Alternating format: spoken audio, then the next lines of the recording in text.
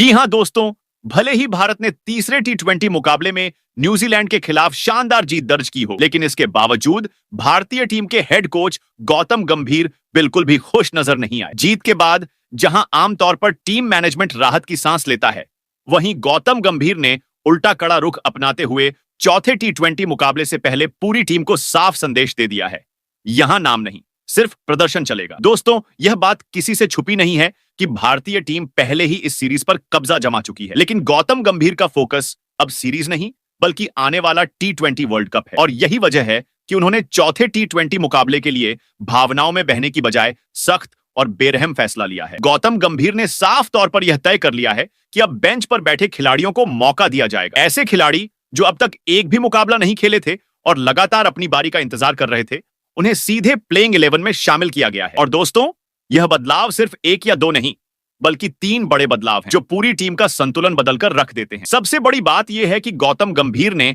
चौथे टी20 मुकाबले के लिए उन खिलाड़ियों को बाहर का रास्ता दिखा दिया है जिनका प्रदर्शन तीसरे मुकाबले में निराशाजनक रहा था। चाहे वह बल्लेबाजी हो या गेंदबाजी, जो खिलाड़ी मैदान पर जिम्मेदारी नहीं निभा पाए, उन्हें सीधे संदेश दे दिया गया है कि नाम बड़ा हो या अनुभव ज्यादा, अगर प्रदर्शन नहीं तो टीम से बाहर। दोस्तों, तीसरे मुकाबले में भारतीय टीम के कुछ सीनियर बल्लेबाज पूरी तरह फ्लॉप नजर आए। मौके मिलने के बावजूद न तो वे टीम को मजबूत स्थिति में ले जा सके और न ही दबाव में जिम्मेदारी दिखा सके। वहीं गेंदबाजी में भी कुछ खिलाड़ियों ने ढीली लाइन लेंथ के साथ टीम को नुकसान पहुंचाया। यही वजह रही कि जीत के बावजूद गौतम गंभीर का गुस्सा सातवें आसमान पर था। गौतम गंभीर का साफ मानना है कि अगर अभी कठोर फैसले नहीं लिए गए तो वर्ल्ड कप जैसे बड़े मंच पर टीम को भारी कीमत चुकानी पड़ सकती है। इसलिए उन्होंने बिना किसी लाग लपेट के यह कह दिया है, जो खेलेगा वही रहेगा, जो नहीं खेलेगा वह चाहे कप्तान हो या सीनियर बाहर बैठेगा। चौथे टी20 मुकाबले में अब भारतीय टीम एक नई प्लेइंग 11 के साथ मैदान पर उतरेगी। नया ओपनर होगा, मिडिल ऑर्डर में नया चेहरा दिखेगा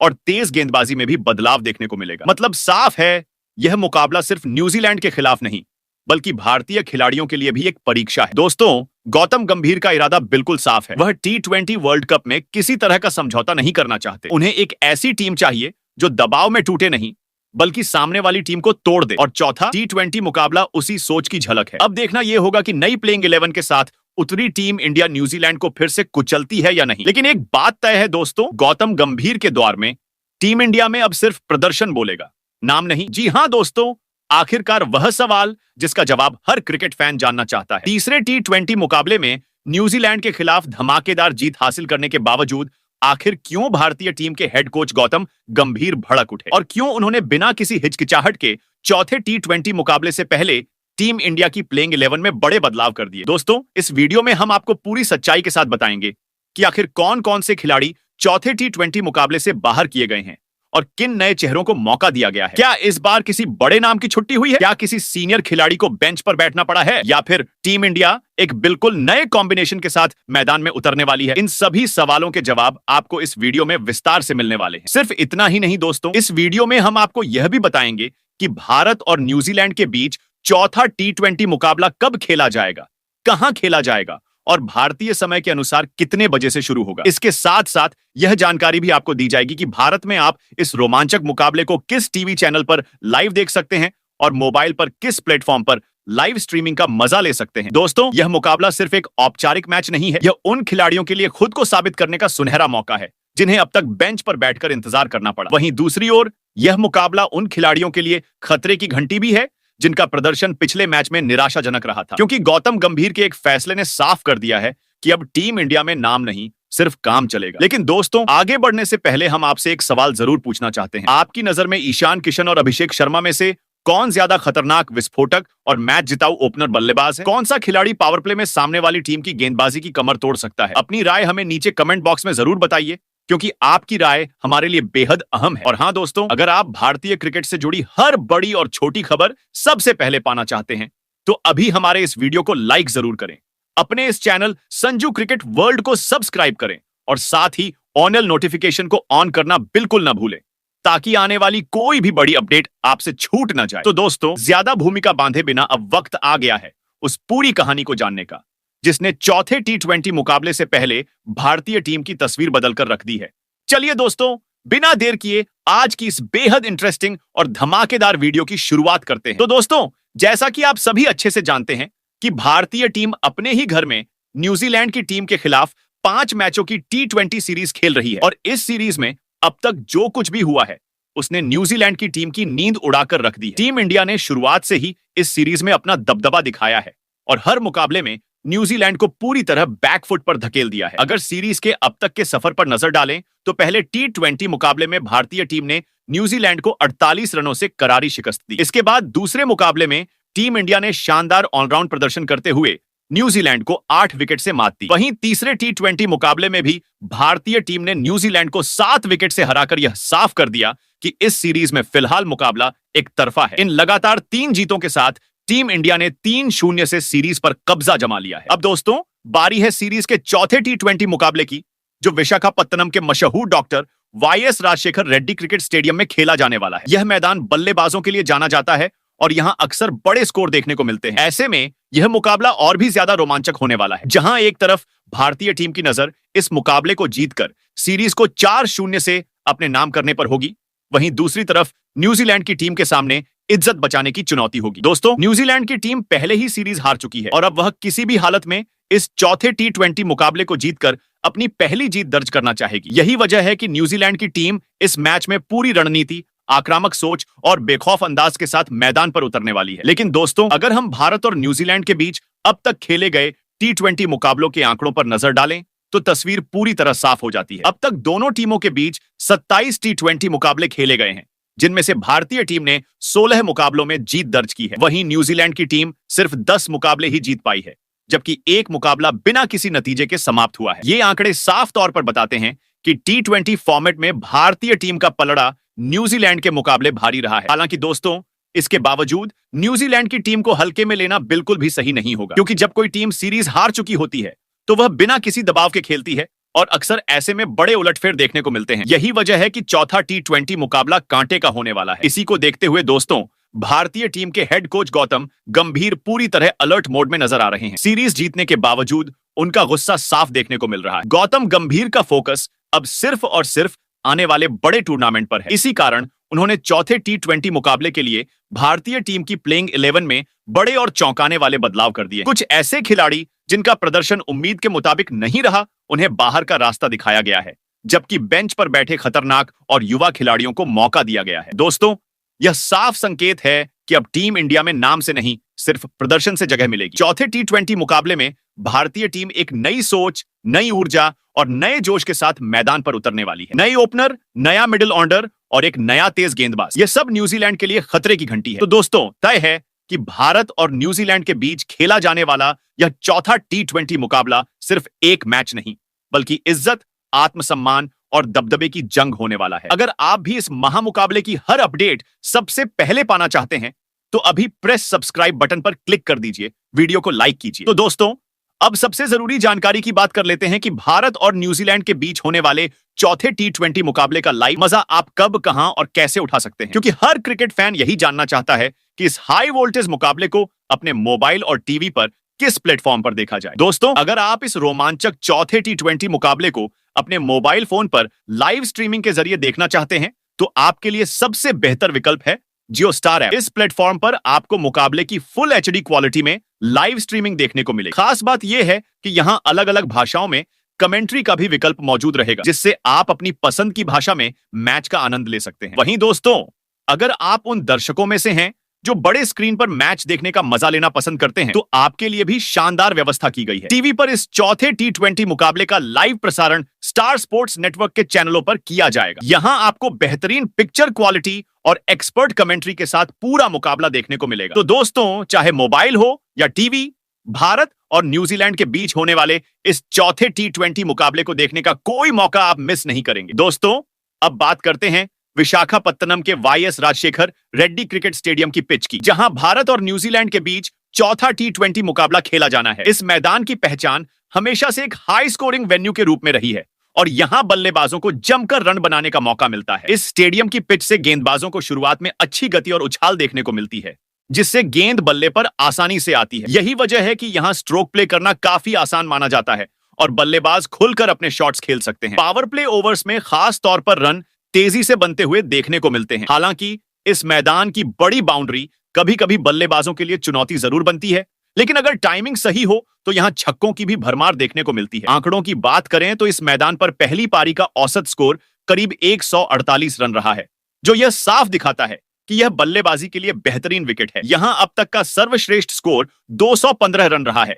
जबकि सबसे कम स्कोर 82 रन दर्ज किया गया है। दोस्तों, इस मैदान पर लक्ष्य का पीछा करने वाली टीम को अतिरिक्त फायदा मिलता है। खासकर दूसरी पारी में औस एक बड़ा फैक्टर बनकर सामने आती है, जिससे गेंदबाजों के लिए गेंद पकड़ना मुश्किल हो जाता है और बल्लेबाजों को फायदा मिलता है। यही कारण है कि यहां टॉस जीतने वाली टीम अक्सर पहले गेंदबाजी का फैसला करती है। अब तक इस मैदान पर 4 T20 इंटरनेशनल मुकाबले खेले गए हैं, जिनमें से 3 मुकाबले लक्ष्य का पीछा करने वाली टीमों ने जीते हैं। इन आंकड़ों से साफ है कि यहां टॉस की भूमिका बेहद अहम रहने वाली है। ऐसे में दोस्तों, भारत और न्यूजीलैंड के बीच होने वाला यह चौथा T20 मुकाबला रन, रोमांच और चौकों छक्कों से भरपूर होने वाला है, जहां बल्लेबाजों का बोलबाला देखने को मिल सकता है। तो दोस्तों, अब बात करते हैं उस बड़े और सबसे चर्चित फैसले की, जिसने चौथे T20 मुकाबले से पहले टीम इंडिया की तस्वीर ही बदल दी है। हेड कोच गौतम गंभीर ने इस मुकाबले के लिए बिना किसी हिचकिचाहट के कड़ा कदम उठाया है और ओपनिंग कॉम्बिनेशन में बड़ा बदलाव कर दिया है। दोस्तों, चौथे T20 मुकाबले में ईशान किशन को ओपनर बल्लेबाज के तौर पर मौका दिया गया है,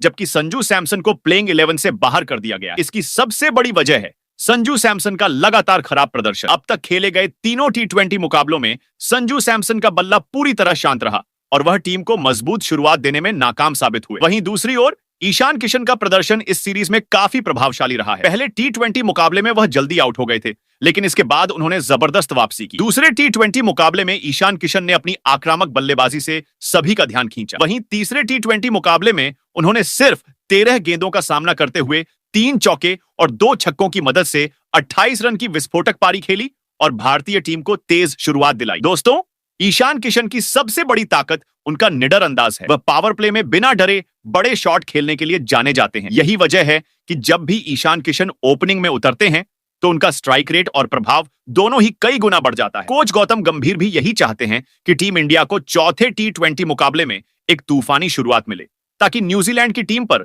शुरुआत से ही दबाव बनाया जा सके। T20 वर्ल्ड कप को ध्यान में रखते हुए यह फैसला साफ इशारा करता है कि अब टीम इंडिया में वही खिलाड़ी टिकेगा जो मैदान पर प्रदर्शन करेगा। ऐसे में ईशान किशन के पास यह सुनहरा मौका है कि वह चौथे T20 मुकाबले में एक बड़ी पारी खेलकर न सिर्फ टीम को मजबूत शुरुआत दें, बल्कि अपनी ओपनिंग जगह भी पक्की कर ले। दोस्तों, अब अगर दूसरे ओपनर बल्लेबाज की बात करें तो हेड कोच गौतम गंभीर ने यहां कोई भी रिस्क नहीं लिया है और एक बार फिर से अभिषेक शर्मा पर भरोसा जताया है। चौथे T20 मुकाबले में अभिषेक शर्मा भारतीय टीम के लिए ओपनिंग करते हुए नजर आने वाले हैं और इसके पीछे वजह बिल्कुल साफ है, उनका लगातार धमाकेदार प्रदर्शन। दोस्तों, अभिषेक शर्मा अब भारतीय टीम के सबसे भरोसेमंद और विस्फोटक ओपनर बल्लेबाज बन चुके हैं। हर मुकाबले में वह टीम इंडिया को तेज और आक्रामक शुरुआत दिलाते हैं। खास बात यह है कि जब अभिषेक शर्मा क्रीज पर कुछ समय टिक जाते हैं तो वह अकेले अपने दम पर मैच का रुख पलटने और टीम को जीत दिलाने की पूरी काबिलियत रखते हैं। इसका नजारा हमने पिछले T20 मुकाबले में साफ देखा था, जहां उन्होंने अपने दमदार खेल से भारतीय टीम को जीत दिलाई थी। आपको बता दें दोस्तों,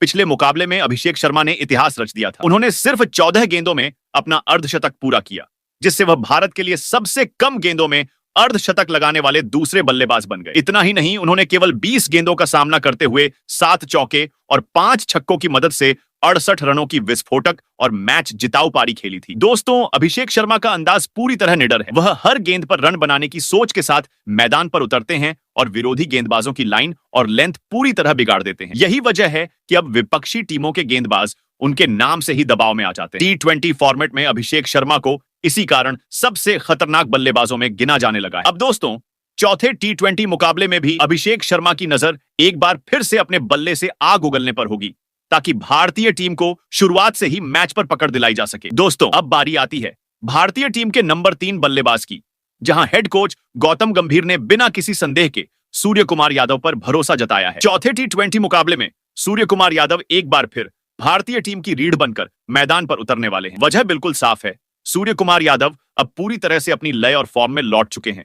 दोस्तों, सूर्य कुमार यादव को T20 क्रिकेट का सबसे खतरनाक बल्लेबाज यूं ही नहीं कहा जाता। वह मैदान पर कदम रखते ही पहले ही गेंद से आक्रमण करना शुरू कर देते हैं। मैदान का कोई भी कोना ऐसा नहीं है जहां सूर्य कुमार यादव रन न बना सके। स्कूप शॉट हो, रिवर्स स्वीप हो या फिर लंबे छक्के, सूर्य कुमार यादव हर दिशा में गेंद भेजने का हुनर रखते हैं। इस मौजूदा सीरीज में भी उन्होंने अपनी क्लास साफ दिखाई है। दूसरे T20 मुकाबले में सूर्य कुमार यादव ने अपने बल्ले से 84 रनों की शानदार पारी खेलकर न्यूजीलैंड के गेंदबाजों की पूरी रणनीति ध्वस्त कर दी थी। वहीं तीसरे टी20 मुकाबले में उन्होंने केवल 26 गेंदों का सामना करते हुए 6 चौके और 3 छक्कों की मदद से 57 रनों की तूफानी पारी खेली और यह साफ कर दिया कि उनका खतरनाक अंदाज वापस लौट चुका है। दोस्तों, यही वजह है कि अब न्यूजीलैंड के गेंदबाजों को सबसे ज्यादा डर सूर्य कुमार यादव से ही लग रहा है। अगर उनके करियर के आंकड़ों की बात करें तो उन्होंने भारतीय टीम के लिए 102 टी20 मुकाबले खेले। इन मुकाबलों की 96 पारियों में बल्लेबाजी करते हुए सूर्य कुमार यादव ने 24 अर्धशतक और 4 शतक की मदद से 2,959 रन बना चुके हैं। ये आंकड़े खुद बयां करते हैं कि टी20 फॉर्मेट में सूर्य कुमार यादव कितने बड़े मैच विनर हैं। ऐसे में दोस्तों, चौथे टी20 मुकाबले में भी सभी की नजरें सूर्य कुमार यादव पर टिकी होंगी। दोस्तों, अब बात करते हैं भारतीय टीम के नंबर 4 बल्लेबाज की, जहां हेड कोच गौतम गंभीर ने एक बार फिर शिवम दुबे पर भरोसा जताया। चौथे टी20 मुकाबले में शिवम दुबे को प्लेइंग 11 में शामिल करना यह साफ संकेत देता है कि टीम मैनेजमेंट उनके ऑलराउंड प्रदर्शन से पूरी तरह संतुष्ट है। दोस्तों, शिवम दुबे उन खिलाड़ियों में से हैं जो मैदान पर उतरते ही मैच का रुख बदलने की काबिलियत रखते हैं, चाहे बल्लेबाजी हो या गेंदबाजी।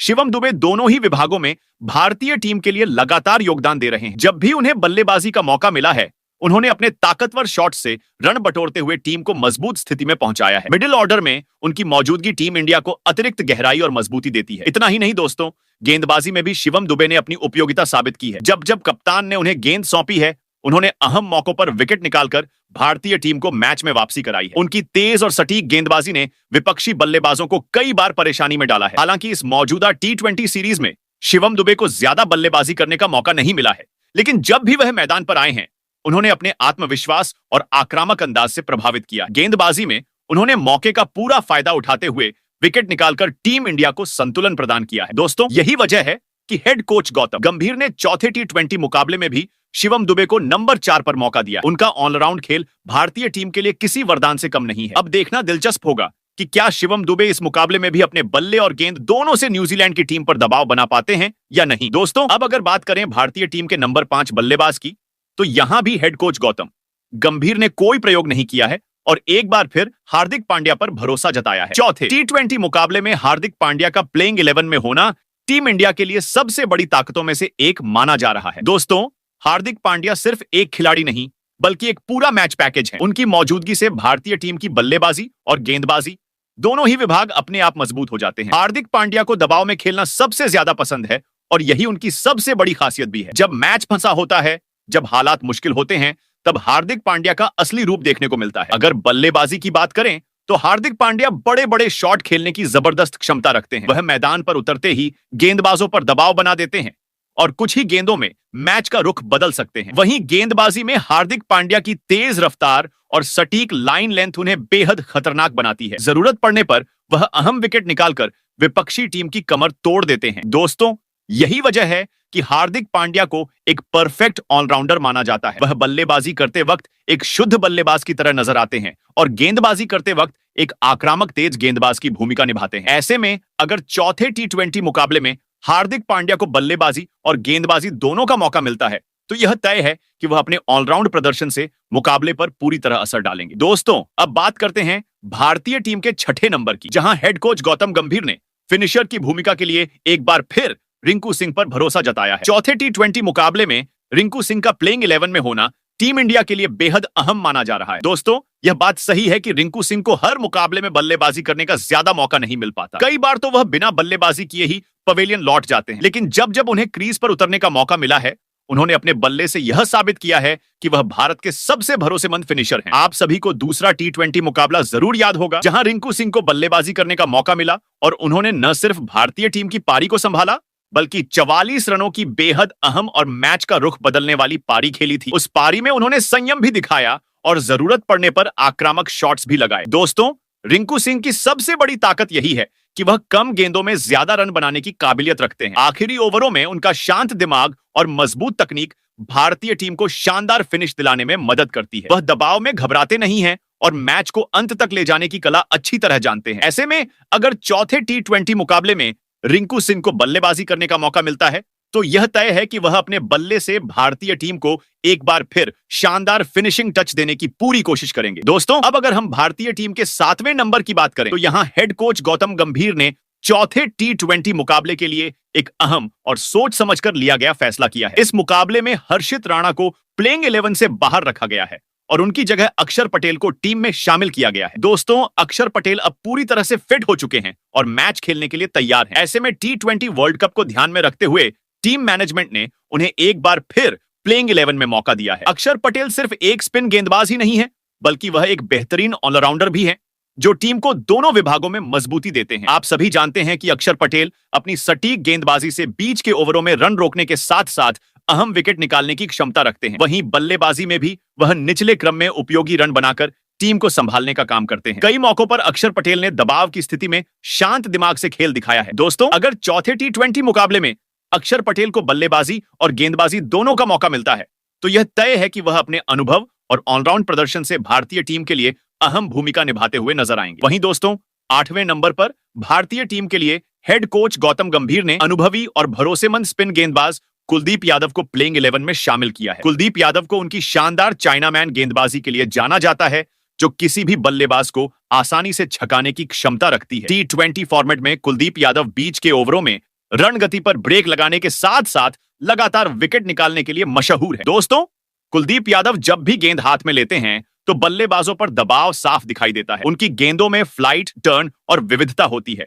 जिससे बल्लेबाज गलत शॉट खेलने पर मजबूर हो जाते हैं। न्यूजीलैंड जैसी टीम के खिलाफ कुलदीप यादव का रोल और भी अहम हो जाता है क्योंकि वह बड़े बल्लेबाजों को जल्दी पवेलियन भेजने का मादा रखते हैं। ऐसे में चौथे T20 मुकाबले में कुलदीप यादव भारतीय टीम के लिए एक्स फैक्टर साबित हो सकते हैं। वहीं दोस्तों, 9वें नंबर पर प्लेइंग 11 में रवि बिश्नोई को जगह दी गई है जो अपनी तेज रफ्तार, लेग स्पिन और आक्रामक अंदाज के लिए जाने जाते हैं। रवि बिश्नोई कम समय में भारतीय टीम के भरोसेमंद T20 गेंदबाज बन चुके हैं। उनकी गेंदबाजी की सबसे बड़ी खासियत यह है कि वह बल्लेबाज को खुलकर खेलने का मौका नहीं देते। दोस्तों, रवि बिश्नोई अपनी सटीक लाइन और लेंथ के साथ साथ गुगली और फ्लिपर का शानदार इस्तेमाल करते हैं। मिडिल ओवर्स में उनकी गेंदबाजी विपक्षी टीम की रन गति को पूरी तरह से रोक देती है। जब भी टीम इंडिया को विकेट की जरूरत होती है, रवि बिश्नोई अक्सर कप्तान की पहली पसंद बनते हैं। चौथे T20 मुकाबले में भी रवि बिश्नोई से यही उम्मीद रहेगी कि वह न्यूजीलैंड के बल्लेबाजों पर दबाव बनाते हुए अहम विकेट निकाले। वहीं दोस्तों,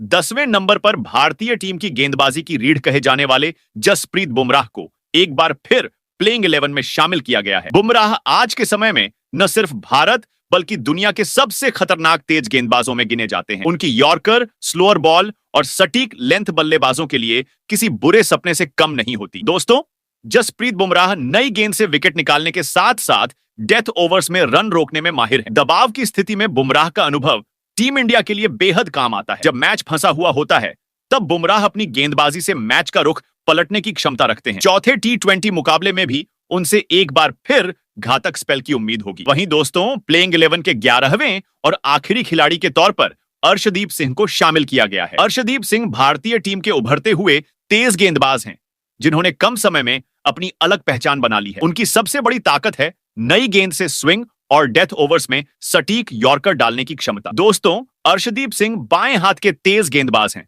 जो विपक्षी बल्लेबाजों के लिए अलग एंगल से चुनौती पेश करते हैं। भले ही इस सीरीज में उनका प्रदर्शन बहुत खास न रहा हो, लेकिन टीम मैनेजमेंट को उन पर पूरा भरोसा है। चौथे T20 मुकाबले में अर्शदीप सिंह अपनी लय हासिल कर भारतीय टीम के लिए शुरुआती और अंतिम ओवरों में अहम भूमिका निभाना चाहेंगे। तो दोस्तों, चौथे T20 के मुकाबले में कोच गौतम गंभीर अपनी इस प्लेइंग 11 के साथ न्यूजीलैंड के खिलाफ उतरेंगे। आप कमेंट कर बताओ, इस प्लेइंग 11 में और किस खिलाड़ी को होना चाहिए था।